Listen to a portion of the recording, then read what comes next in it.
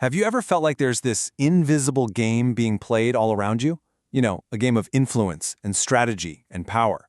Well, today we're going to crack open the rule book. We're diving into Robert Greene's The 48 Laws of Power, which is honestly one of the most controversial and talked about guides to understanding these hidden dynamics. Let's unpack its core ideas together. So this is the book we're talking about. At first glance, you might just see a list of 48 maxims, but these rules, which are drawn from literally thousands of years of history, give us a pretty stark and often ruthless look at how power is really gained, how it's used, and how it's lost. It's a heavy read for sure, so our goal today is to really boil it down to some of its most crucial themes. And that's the real question, isn't it? If life is a game of strategy, what are the fundamental rules? Well, Greene's whole point is that the real rules, they aren't the ones they teach you in school.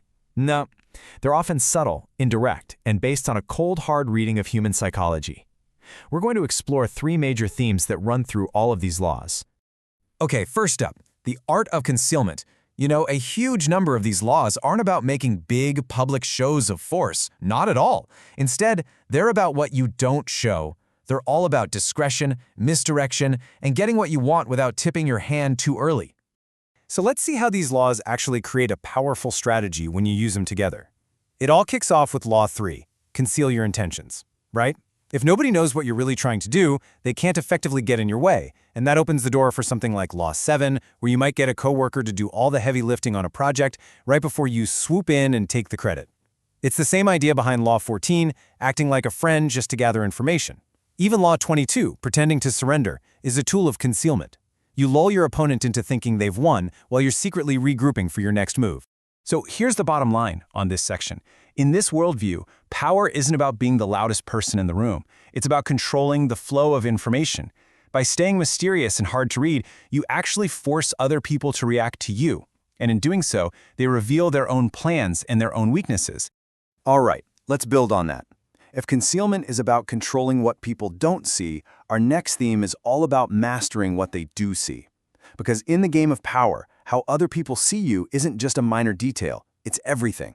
Your reputation walks into the room before you do, and it can win or lose your battles before they even start. This quote from Law 5 really just says it all. A strong reputation, whether it's for being reliable or ruthless or just plain brilliant, it becomes your shield and your weapon. It creates this aura that can intimidate rivals or attract allies without you even lifting a finger.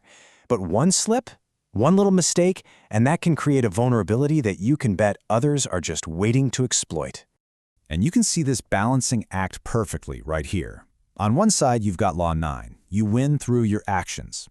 Tangible results, like delivering a huge project ahead of schedule. That stuff speaks for itself.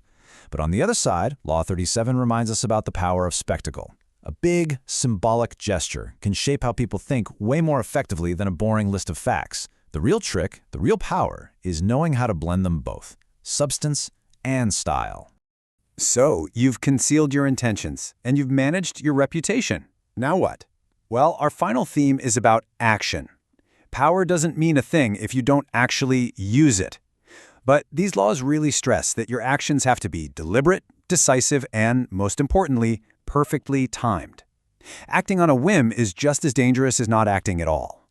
So how do you do it right? Well, think of it like a three-step process. Step 1. Law 29 tells us to plan all the way to the end. Don't just think about your first move, think about the very last one. Consider all the possible outcomes. Step 2. Once you have that master plan, you wait. That's Law 35, master the art of timing. You have to recognize that one perfect moment to strike for maximum impact. And then, when that moment finally hits, Step 3, Law 28, says you go in, and you go in with boldness. And let's be clear about what boldness means here. It's not just about being loud or aggressive. It's about acting with total conviction once you've made your decision. See, from Greene's point of view, when you hesitate, you signal weakness. You open up a crack for someone to challenge you. But a bold move, even if it's risky, can overwhelm an opponent and make you seem way more powerful and in control than you might actually be. It's a performance of confidence. So, we've looked at hiding your moves, controlling your image, and striking at the right time.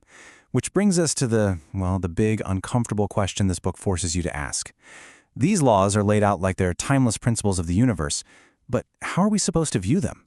Are they simply tools for navigating a complicated world, or are they weapons for manipulation? And you know what? The book It never really gives you a straight answer. It just lays out the laws of power as it sees them, plain and simple. So what is this thing? Is it a pragmatic guide to achieving your goals? Or is it a dark blueprint for manipulation? That's the question the 48 Laws of Power leaves with every single reader. And now, it leaves it with you.